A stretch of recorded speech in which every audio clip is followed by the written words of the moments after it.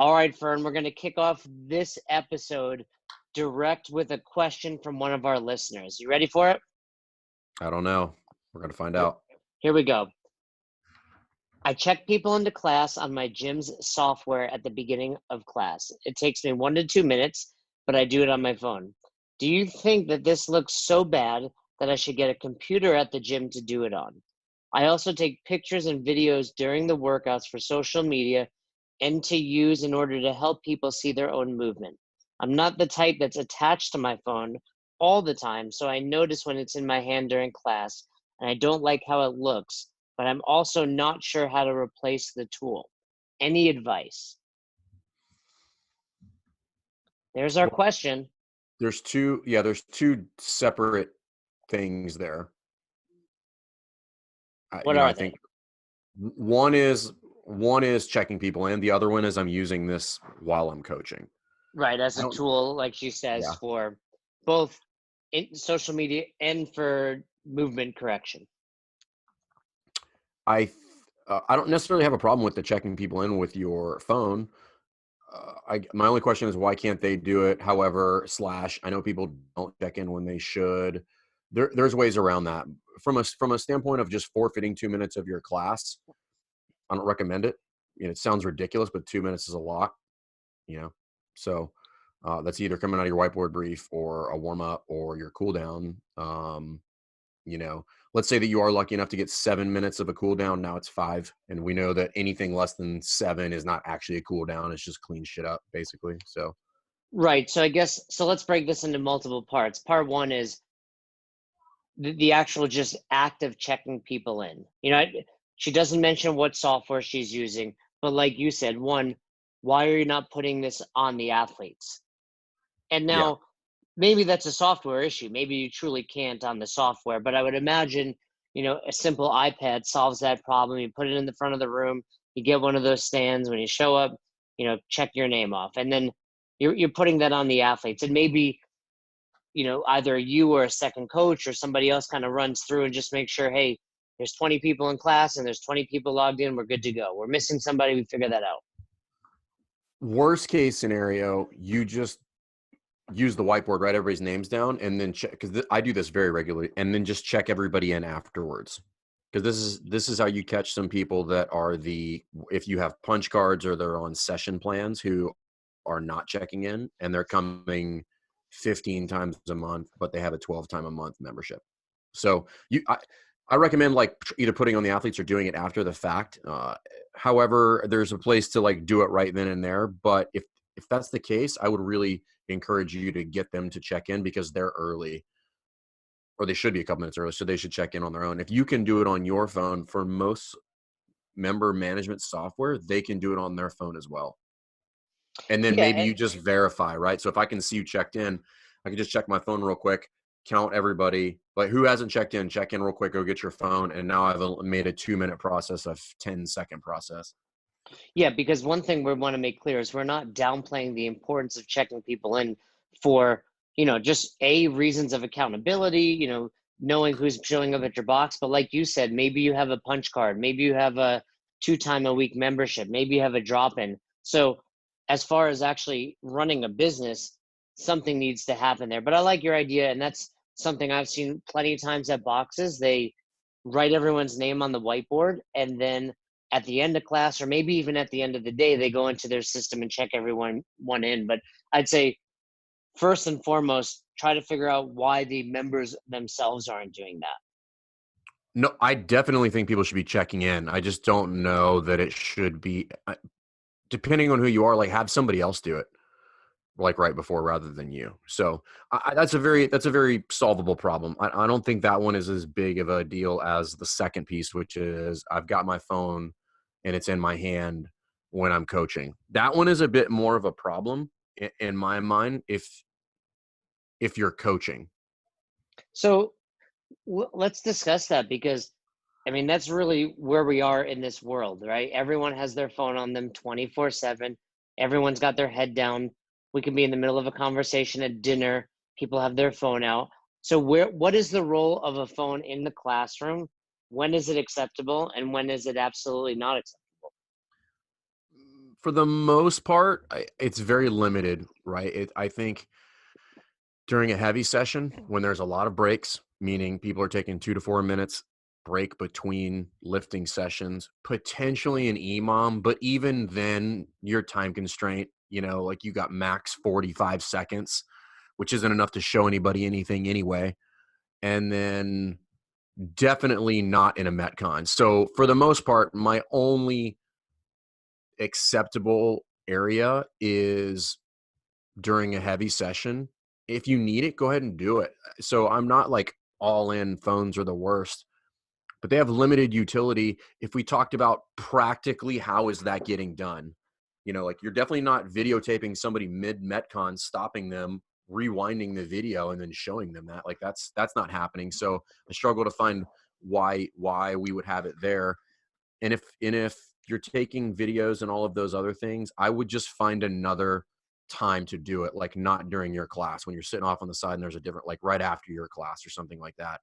But fundamentally, if you're taking pictures and you're taking video, you're not coaching. And I do want to be very clear. The social media stuff must happen. You just can't do them both simultaneously.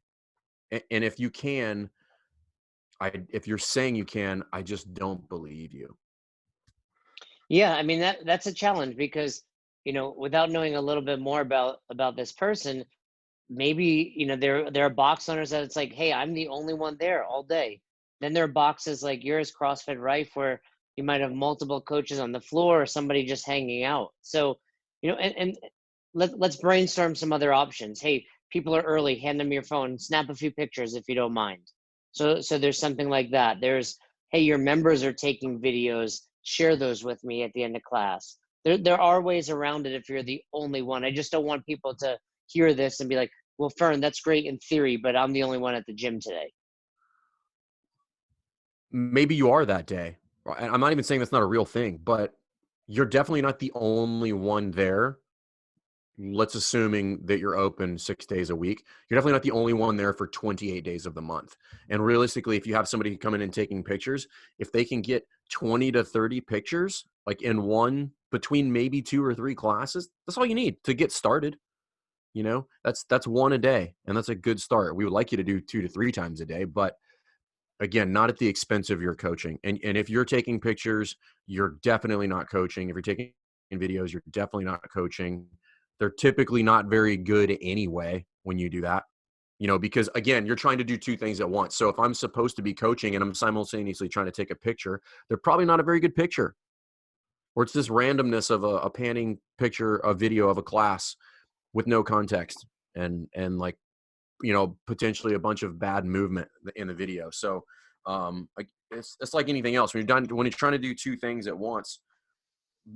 A similar scenario would be like what we ding people all the time on for in the level 2, which is don't talk in demo, because typically when you're doing both, you move like crap, and if you're concentrating on moving, then what you're saying doesn't make sense.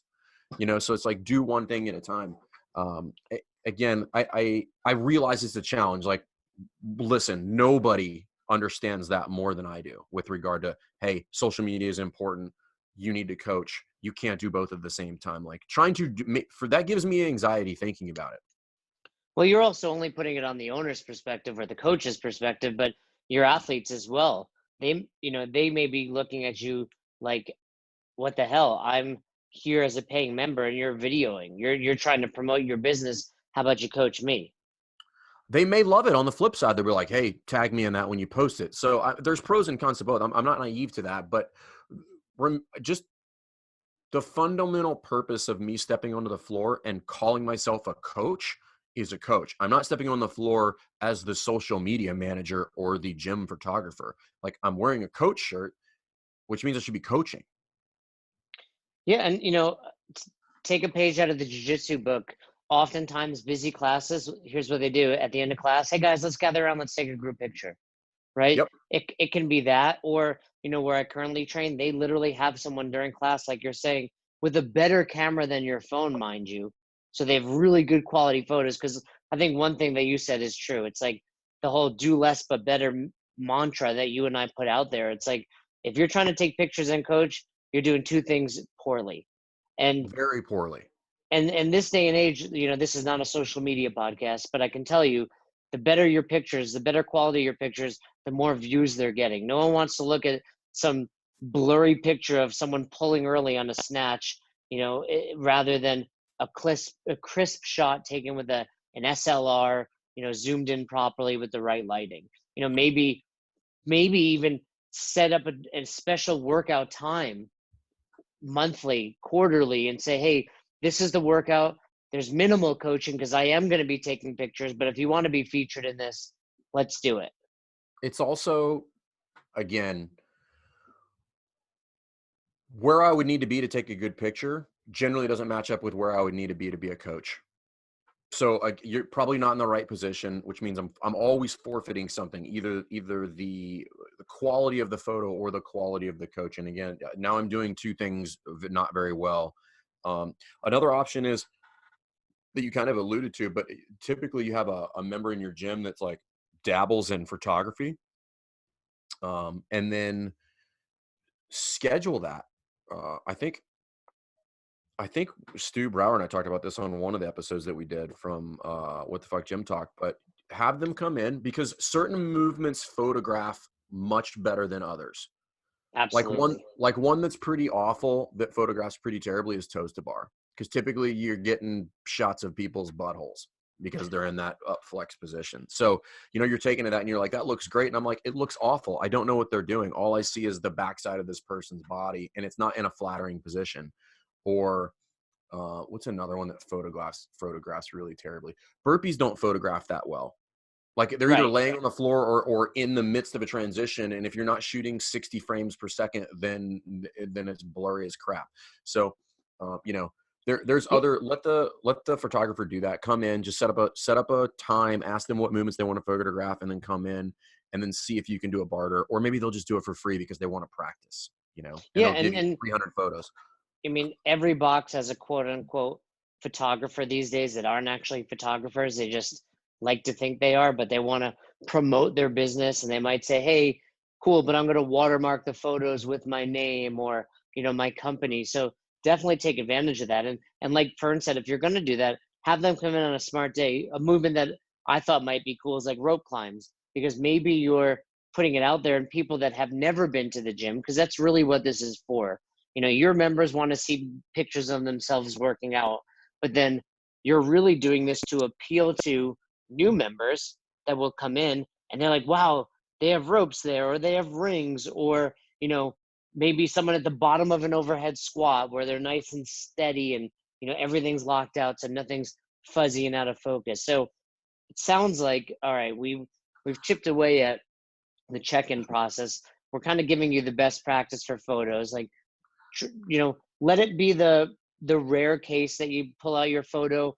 I'm guilty of it. Someone's about to pull a PR deadlift. Yeah, I might get it on film. Or someone's about to, hit a crazy back squat. I might get it on film. But for the most part, that should be the minority. You shouldn't be doing that very often. Now, what about her other question? We've addressed it recently about filming movements to see them better. Again, context. I'm not really opposed to it during heavy lifting day. And I've alluded to this before. Like we have a ton of weightlifters in our gym, and the phones are all over the place over there because it's one lift that takes 10 seconds on the long end, and then 3 or 4 minutes of nothing. So film it, and then you can look at it, you can dissect it, and try to make that change moving forward. So on the heavy days, I think practically it's fine. I really struggle to see the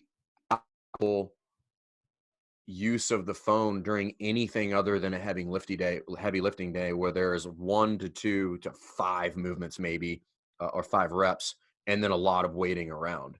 Everything else, I have no time.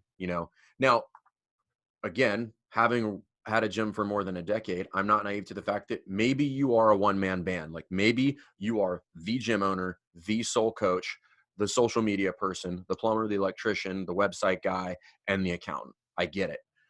There's better and worse places to do that. So typically what I would tell you is if you absolutely needed to do that, probably try to get shots of people during the cool down, or do a group picture like you said afterwards, or maybe during the general warm up, but not during the specific warm up or during the workout, because now I'm not doing my job. And people want to see community stuff. Like, they know you're a gym. Nobody wants to see people snatching. Like, they don't care. At least not the consumers that you're after. They don't care, you know? So if you can, try to maybe get like a quick video of a member right after a workout and just have them say a few words like, how long have you been here? I've been here 5 years. I love it. It's great. You guys should come try it out. Boom. Throw that up on Instagram. Done. But yeah, typically, it's just, I really struggled to see the value of it. And again, you're not going to do it well if you're supposed to be coaching. If it's in the midst of a Metcon, that video has no value because it's all after the fact now. It's not like it can be like, next time we do this workout, I want you to change how you do your thrusters. Be like, that's 6 months from now. We all forgot at that point. Right. So if I'm hearing you correctly, it's pretty obvious what we're saying. Don't do it. Don't put the camera away, put your phone away, I should say, during any workouts, anytime you're coaching. Focus on the one thing you're there to do, and that's coach. That's hard. This day and age, I mean, everybody has their phone out 24/7. And I personally love my hour of coaching because it is my time away. I look at it where it's like I put my phone down and I don't get to touch it for an hour. Yep. And once in a while, maybe I've got, we could dive deeper into it. It's like, what if you're running Spotify or your music app on your phone? It's not that important. You can walk over to whatever that's playing and then turn the music up or down. And if you really want to get high speed, get an Apple Watch where you can do minimal things on there. But there is something that's really overlooked in this whole thing, which is like, okay, let's say you have all the justification in the world for having your phone. Like, let's say by most objective, reasonable metrics, like you are in the right For using your phone. for using your phone. Okay. Perception is reality. So if you think about I think we talked about this in the episode about empathy. You probably look unengaged with your athletes if you're on your phone taking pictures, just like you would if you had your hands in your pockets. Nobody knows what you're looking at when you're on your phone. You could be literally looking up the points of performance in the level 1 training guide that you downloaded to a PDF on your phone, at which point I'd be like, good for you. However, it looks like you're scrolling through Instagram. And now Right. people are grumpy. And let's also spin it to this direction. I'm taking these pictures for social media to get people to come in. Someone shows up during your class and that's what they see. Yeah. So the whole reason that you're doing it actually, bites you in your own ass, because now someone shows up, and I can tell you, as someone that walks into a gym, I notice those types of things. The coach is on his phone. The coach is taking pictures instead of coaching. What we've talked about, I mean, so many times at this point, is we're paying for coaching. We're not paying for your photography. My coaches are not allowed to have their phones on them. Like, it is a hard rule. And anytime somebody whips out their phone, I'm like, why do you have that? There have been times when I've texted somebody and they've responded to me, and my only response back to them was, why are you responding right now? I know you're coaching the class. I've done that before when I own the boxes. Like, you text your coach just to get it out there, not like you're trying to, trap them in this, but you text them something and they'll see it when they're done, and then they get back to you, like, what the fuck, dude? Like, Yeah. Why do you have your phone on you? Why are you responding right now? You should be, based on the lesson plan, you should be teaching the snatch right now, like not responding to me on a yeah, fucking text thread. So entrapment over there, CrossFit Rife. So what would you do? You walk into class, Cassidy, is coaching the class, but he's on his phone texting. He's throwing up another picture of his new Dalmatian, on Instagram. if you old don't birdie, follow, if you don't follow Cassidy, he's got 3 dogs. He's got a new he's a, puppy. But he's an animal freak. so what do you do in that scenario? How do you handle it as a coach, fellow coach or a box owner, or I think what do you say? you don't make a scene, number one, because you're not going to put your coach on blast. And this actually, a question about this came up at the level 2 this past weekend. that's something similar. We can do a quick sidebar on that, but you don't make a scene. You just tell them, you walk over very calmly, and it should look like you're saying what's up, but you just walk over and be like, hey, put your phone away, go put it over there somewhere else, like, and then high five them so it looks like you guys are good. Yeah. And And I then mean, that's even worse when you're a coach and the owner comes up and like whispers something direct like that. You're like, I fucked up. yeah. So, and then talk about it afterwards and be like, listen, man, you're not supposed to do that. And if they have a legit reason, let's say their wife is pregnant or their kids are at home and like, it's cool. Right. You're That's waiting on an fine. emergency. We get it. Life happens. We're not dictators over here. Yeah. So, but again, those are rare instances. And in that scenario, I would tell you the responsible thing from the coach standpoint would be to announce that to the class. I would say, hey guys, normally I don't have my phone on me. My wife's about to go in labor. I'm going to keep it on me. If I answer it, that's what I'm doing. So now I've eliminated all of that. Like, what's he doing? Why isn't he paying attention to me? Like, what's going on here? And that's fine. That's cool. Like, that stuff happens, but it should not be the norm. It should be very, very rare instances where that happens. And on that note about how you have that interaction, a question came up at the level 2 that another coach, it might have been the owner. I don't remember if it was a coach. I think it was the owner was coaching over a coach on the floor. Oof. We could dive. That could be a whole nother episode. Do you want to save that one? Yeah. Because we Okay. just actually, that's a chapter in the book that I wrote. Have you heard of it? Best hour of their day?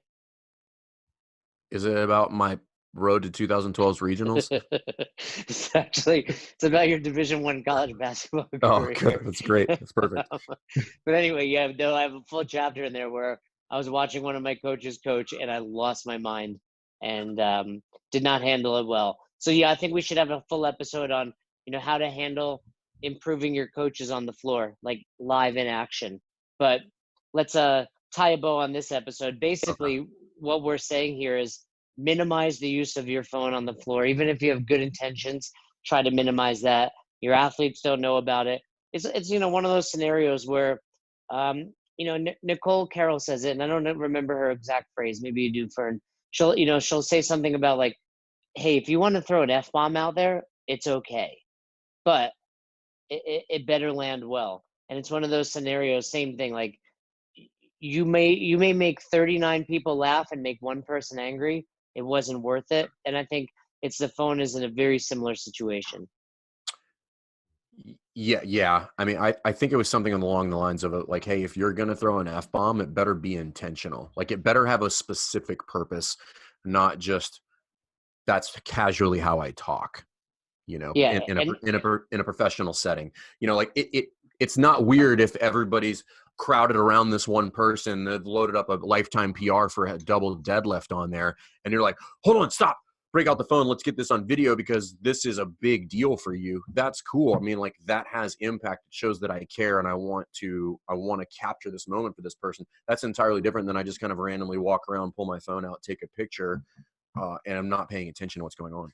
yeah. Is the risk going to be worth the reward? And hey, another great example I saw, I believe it was either on yours or ours, someone's social media. You and Cassidy were at a level 1. Someone gets their first muscle up. Hey, that's really awesome. If you get that on video, that person never forgets. They see you guys cheering in the background, like you're a part of their life forever.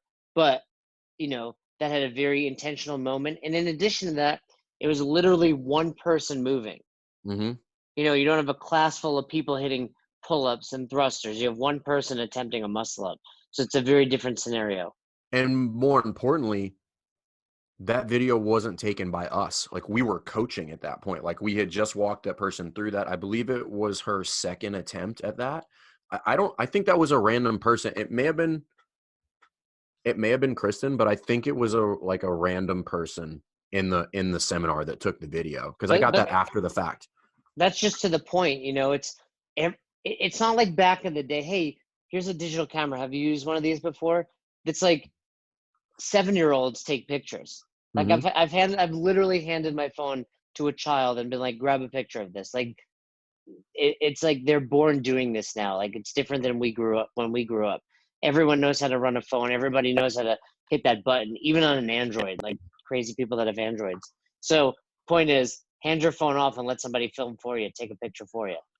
Yeah, I mean, the big takeaway is that you can't do either one of them well at that point. You're kind of half-assed both of them, and the perception about you being engaged is probably not a good perception. So just avoid it. Figure out another way. Get creative. Ask other people. You know, if you're going to do it at very specific times that don't really involve you having to correct, see, and teach. So that, you know, again, it's not the end of the world, but people notice. People notice if you're doing that. Yeah, I'll give you an example. I was at jujitsu this morning. I was rolling. The professor, who is like someone I highly respect, highly look up to, was walking around filming, and I didn't take it in a bad way, but I noticed it. Right? I Mm-hmm. noticed, okay, he's filming right now, and these guys for jujitsu coaches coach nonstop. A lot of times, jujitsu coaches are notorious for like, oh, you're rolling. I'm on my phone doing my own thing. I'm on Tinder, whatever. He's filming to put one post up on social media, and then he's back to coaching. But point is, I saw it. I noticed it. Mm-hmm. And if I notice it, everybody noticed it. Same principle here. Yeah. Don't take your phone out. Try, here's the challenge. If you're listening to this episode, when you start coaching going forward, and even I'll tell you the 15 minutes before and after. So we're saying an hour and a half, put your phone aside. Can so many people have a watch on as well. Like, you're getting the notifications. So you'll see if Yeah. it's an I mean, emergency. if you think people don't notice and you get a text and you turn and you look at that and you do the little swipe thing on your thumb, like, you've lost your mind. You've lost your mind if you think people don't notice that. They're just like, he's answering a text right now. I don't care if it was 3 seconds. It's 3 seconds of my hour that you are not engaged with me. Absolutely. Put your phone away for the hour, hour and a half, and you're going to be a better coach. So there you go. We always tell you guys to send in your questions because we want them. We'll answer them. Email us besthouroftheirday@gmail.com or slide into our DMs. But there you go. Put your phone away. Any closing remarks, Fern? No, if you guys got questions about programming, hit us up. Available on SugarWOD and Wodify. And if you guys are going to be at Wadapalooza and you want to hang out with the short Jewish man, Jay will be there. I'll be there. So come find me. And like Fern said, if you have questions on it, but also note that if you want to see more, go on our Instagram. Our link tree has the links for both Wodify and SugarWOD versions of our programming. So go check it out there. See you at Wadapalooza. Thanks for listening to Best Hour of Their Day. If you haven't heard about Anchor, it's the easiest way to make a podcast. Let me explain. First of all, it's free. How cool is that? There's a creation tool that allows you to record and edit your podcast right from your phone or computer, so it becomes super simple. Some of these episodes with Fern or Todd or myself chatting with one another, we've done right within the app itself. Anchor will make it easy to distribute your podcast to all platforms, Spotify, Apple, and many more. And you can make money from your podcast with no minimum listenership. It's everything you need to make an awesome podcast in one place. All you have to do is download the free Anchor app or go to anchor.fm to get started today. Come on, who doesn't have Spotify at this point? And if you were unaware, Spotify now is offering podcasts. That's right. On Spotify, you can listen to all your favorite artists, but also podcasts in one place for free. Spotify has a huge catalog of podcasts on every topic, including the one you're listening to right now, Best Hour of Their Day. On Spotify, you can follow your favorite podcasts so you never miss an episode. Premium users can even download episodes to listen to offline wherever you are, something I always do before I hop on a plane. And you can even easily share what you're listening to with your friends on Instagram and other social media platforms. Here's the deal. If you haven't done so already, be sure to download the Spotify app, search for Best Hour of Their Day on Spotify, or browse some other podcasts if you want. You can find them in your library tab. And also make sure to follow me so you never miss an episode of Best Hour of Their Day. Thanks again for listening to Best Hour of Their Day, and thanks again to our special guest, We appreciate all you guys do for us with best hour of their day when it comes to sharing our posts on Instagram, when it comes to subscribing to us on YouTube, when it comes to the constant feedback. We are grateful and we appreciate it. We are trying to build a community based on coaching development and becoming the best version of yourself. And it goes without saying that we couldn't do without all of you. So if you haven't already, please subscribe to our YouTube channel. Season 1 of Dropping In is out. We are getting tremendous feedback and we'd love for you to check it out. Leave us a comment on there. Head over to our Instagram, give us a follow, like our pictures. Feel free to share anything that resonates with you. And if you have any questions, comments, concerns, or feedback for us, please don't hesitate. Email us besthouroftheirday@gmail.com. Thanks again. Until the next episode, we hope you've had the best hour of your day.